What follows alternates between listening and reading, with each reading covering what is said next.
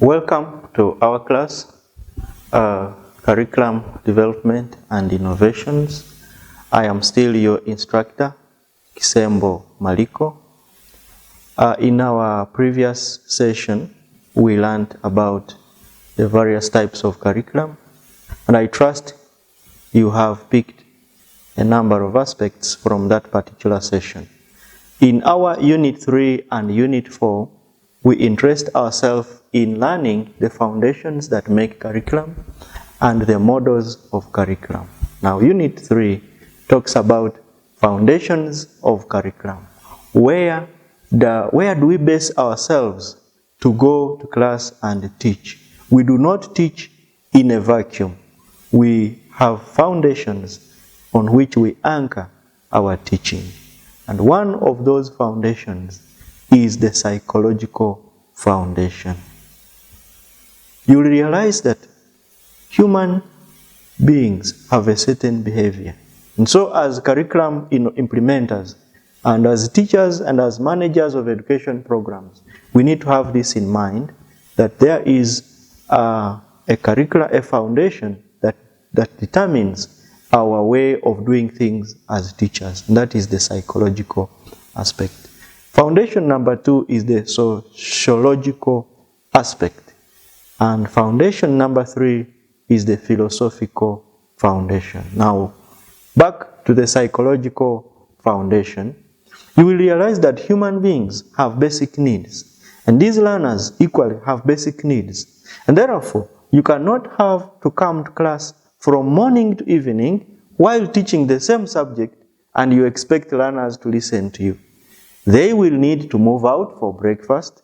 They will need to move out for play. They will need to interact with their friends. They may need a change of teacher. Yes, they will say we are tired. But when another teacher comes in, they will not say they are tired. It means they were tired of the teacher. And so that forms a basis on which we deliver our classes and manage our education programs. The psychological aspect that looks at the basic needs of a learner, and therefore as this learner comes to class, he's a human being and whose needs must also be satisfied. For example, security. You cannot teach when there are gunshots ringing outside, no? The security of the learner is at stake, and so the mind is not concentrating. And so there is psychological noise in the mind of the learner. So we have to look at all that. And when an aeroplane passes by on top of a roof, yes, you may say, I should not see anyone going out. And they will listen because you have a cane in your hands, but their mind is not with you.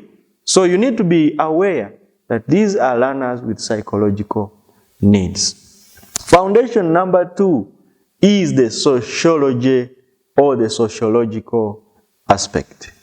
I trust you will learn a lot when it comes to the sociology area, but for us as the curriculum developers, implementers and managers, we are very much aware that this learner does not stay in the bush. This learner stays in a family. This learner stays with other people. This learner associates with others. This learner stays in a community, and that forms the basis of the sociological aspect. And so as a teacher, you need to take care of the sociological needs of this learner. The other aspect is the philosophical foundation.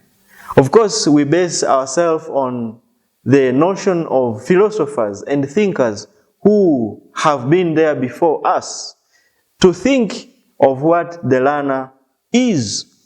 One, as you will be interacting with the philosophy lecturer, and as you will be interacting with the philosophy content, you will realize that there are some philosophical principles that we have to obey as classroom teachers and as educational managers. For this presentation, I am interested in particularly 2 philosophical orientations. You will, at your own time, read about other philosophical orientations, but basically our interest today is 1, realism, and 2, idealism. Now back to number 1, which is idealism.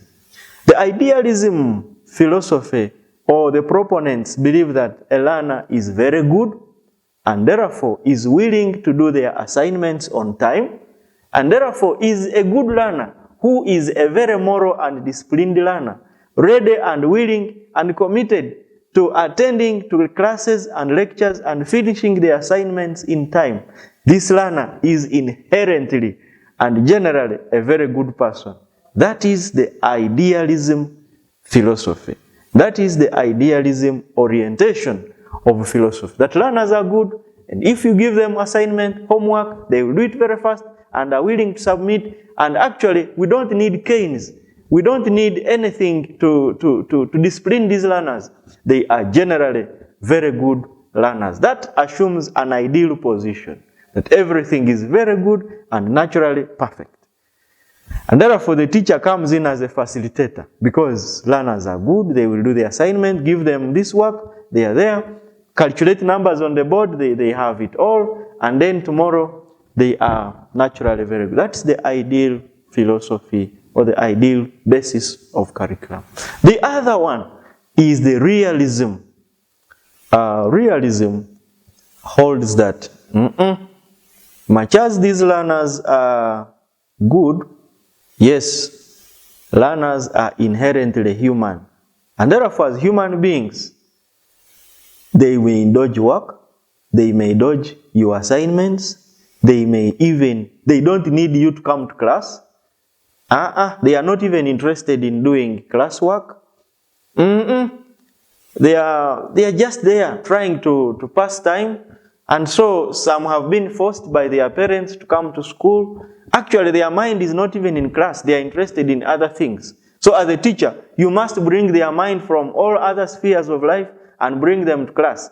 That is the realistic way of looking at things. I do not know where you subscribe, whether you say learners are really good or learners have issues and they are ignorant and they are not anything, so the teacher is there for the one to... Now, I will realize that, and even as you interact with these philosophies, you will realize that we can have now an intersection. Yes, learners are good, but there should be a school face. Yes, learners are good, but there should be school rules and regulations. Yes, learners are good, but you should give them a deadline to submit the assignment. So you can see both at play. And so for you as a curriculum implementer and a manager of education programs, you have to have all this at the back of your mind. At your own reading time or self-guided learning, read about essentialism, pragmatism, existentialism, and perennialism. All these are philosophical orientations that help you understand how to relate with your learner as a curriculum implementer and designer of educational programs. In our Unit 4, we interest ourselves with models of curriculum. Unit 3 was about foundations that form curriculum, and Unit 4 is about models of curriculum. A model is a plan or an architectural plan. You will realize that most buildings have plans. You have to know, where will the latrine be? Where will the toilet be? Where is the audiovisual room? And so all these give us the architectural plan of how you will implement educational programs. So in curriculum, we also have plans on which we work. There are a number of plans that have been talked about in our study. I request that you interest yourself with the various models that we talk about when it comes to the language of curriculum. Here are 5 which have been mentioned. Of course, there could be others you can read about, but the 5 include the objectives model that interests itself in what learners learn in terms of objectives. Number 2 is Tyler's linear model. Mark my words, I said Tyler's linear model. That is objective 2. And then objective 3, which is Wheeler's cyclic model. Wheeler's cyclic model. And 4, which is Kerr's model. 5 is Hilda-Taber's model. I repeat, 5, there are 5 models. 1, the objectives model. 2, Tyler's linear model. 3, 4, Kerr's model. And 5, Hilda-Taber's model. For today's discussion, I'm interested in particularly 2 models. 1, Tyler's model, and 2, Wheeler's model. The others, we can read about them at our own free time. Tyler suggested a model that starts with the selection of objectives. What will these learners be learning about? The objectives. Why are we teaching history? Why are we teaching chemistry? Why are we teaching geography? Why are we teaching social studies? Why are we teaching mathematics? Why do we teach algebra in term 1 and not in term 3? So that is the objectives model suggested. Tyler suggested that we need to know the objectives, why we are teaching. And then after we have selected the objectives, then we can select the learning experiences. What will these learners be experiencing as we talk to them and as we interact with them and as they go through school and as they go through all the other learning activities? Then number 3, he talks about organization of the learning experiences into meaningful experiences. When we have these learners in school, what will they be doing? Will they be singing the whole day? No. They sing a little, jump a little, go out for breakfast, supper comes at this time. So we now classify and arrange these learning experiences into meaningful educational experiences. And finally, he suggests that at the end of the process, we can do an evaluation of what is particularly happening and what these learners have managed to achieve from their learning experiences. Number 2 is Wheeler's cyclic model. Just as I mentioned, Tyler's model is linear, Wheeler's model is cyclic. Tyler says we need to move through a linear process, and Wheeler says we have to be cyclic. In reality, Wheeler's model adds to what Tyler suggested, because Wheeler's model came as a criticism and as a, to beef up Tyler's model, which had already been suggested earlier. Wheeler's model suggests, yes, aims and objectives, just like in the previous case. Number 2, selection of learning experiences. Number 3, selection of content. Now, Wheeler adds even selection of content. And then number 4, now he goes to now organizing this content into teachable learning experiences and meaningful learning experiences that the learner will be undergoing when they reach school. And finally, Wheeler's model also talks about evaluation.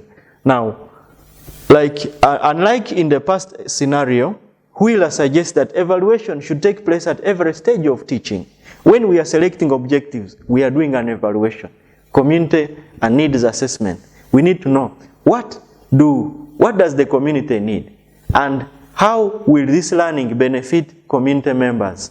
And then, why do learners learn a Van de Graaff generator? And so we are looking at now the particularistic objectives. And then you'll realize that we need to also evaluate content. Which type of content are you teaching these learners? You'll realize that learner A in the same setting of a school and learner B perform differently. Why?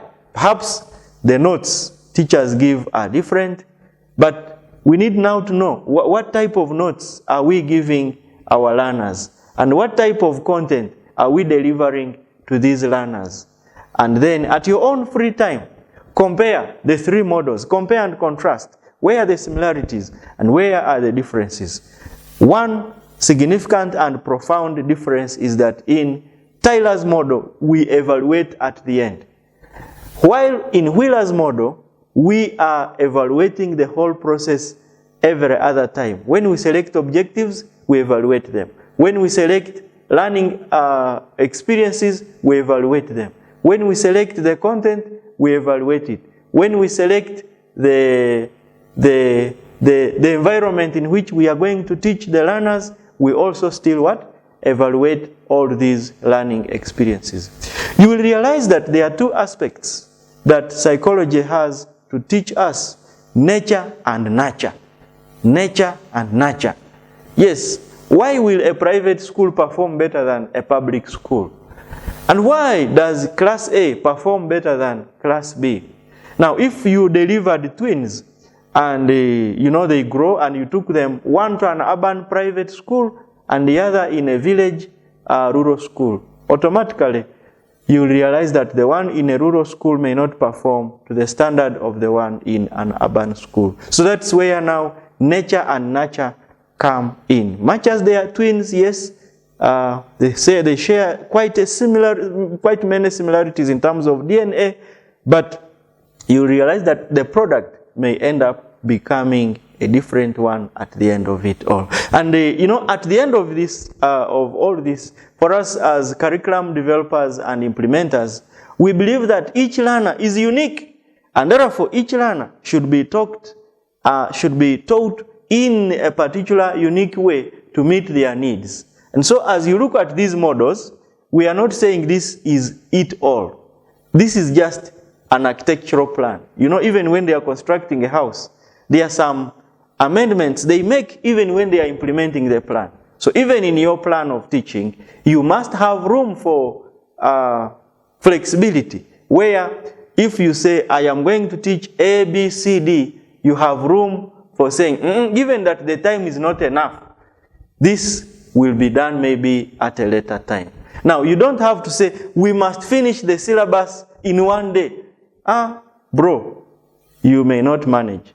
And sister, you may not manage to manage your class that way. So you must have the knowledge of where to, when I teach today, I am going to emphasize this particular aspect. And when I teach this, I am going to emphasize this particular aspect. So you need to have yourself aware of these learners' needs and how you will organize your learning content, how you will organize your learning experiences, and the meaning of what the whole experience should bring out in your learner. You don't have to go to class simply because it is time for class, or simply because the class is free and there is nobody. The head teacher comes and says, Mr. Jack, kindly come and attend to primary 7. I see there is nobody. Kindly be there. Yes, now why are you going there? That's now for us curriculum developers ask ourselves, why am I going to that class? And which learning experiences will they go through? And which content am I delivering to them? And how much of that content will I deliver to them? Now, in all this, you will realize that you need a balance, to strike a balance between not too much and not too little, such that at the end of the day, you have a complete learner who has meaningful experiences, meaningful content, and which is well presented, and to enrich this particular To enrich this particular learner. We are not going to teach because we want to finish syllabus, no. We are going to teach because we want to shape a person and bring out this person into a self-reliant person who is going out to the community and who is going to become meaningful to the community. Yes, people have said, yeah, he finished his degree, but it seems most likely it is wasted time. We don't need to have a person waste their time by going through a school or a learning experience. Welcome to the next other session where we will be learning further about other aspects that talk about curriculum. Thank you.